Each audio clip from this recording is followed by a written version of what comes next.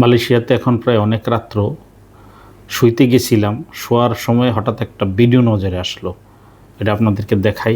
তো চিন্তা ভাবনা করলাম এটা নিয়ে কোনো কথা না বললে ঘুমানোটা ঠিক হবে না, তাই আপনাদেরকে সাথে কথা বলার জন্য আমি আবার উঠে আসছি। দেখেন, ৭১ সালে স্বাধীনতার ঘোষণা এখান থেকেই হয়েছিল। আপনাদেরই এক গর্বিত সন্তান সবার আগে চিৎকার দিয়ে বলেছিলেন উই রিবর্ন। তিনি হচ্ছেন এলডিপির সম্মানিত সভাপতি ডক্টর কর্নেল অলি আহমদ বীর বিক্রম। সংযুক্ত ভিডিওটা কি মনে হয়? মানুষ কিন্তু এর অনলাইনে একটা নাম দিছে, সুন্দর একটা নাম দিছে, সাদা শকুন।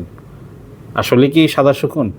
দেখেন, এই যে আপনার কর্নেল অলির স্ক্রিনশট, বাকিটা আপনাদের উপরে ছেড়ে দিলাম। কিন্তু এদের মতো বন্ড, এদের মতো মুনাফেক, এদের মতো চরিত্রহীন, এদের মতো মিথ্যাবাদী বাংলার জমিন আর কেউ নাই। এই সাদা শকুন কি জানে কর্নেল অলি বিএনপি থেকে কেন বের হয়েছে? এই জামাতকে কেন্দ্র করেই বেগম খালেদা জিয়ার সাথে কর্নেল অলির দূরত্ব তৈরি হয়েছে। রাজাকারের দল ছিল, এখন কর্নেল অলিকে দলে বিরাইয়া এখন স্বাধীনতার ঘোষক বানাইতেছে।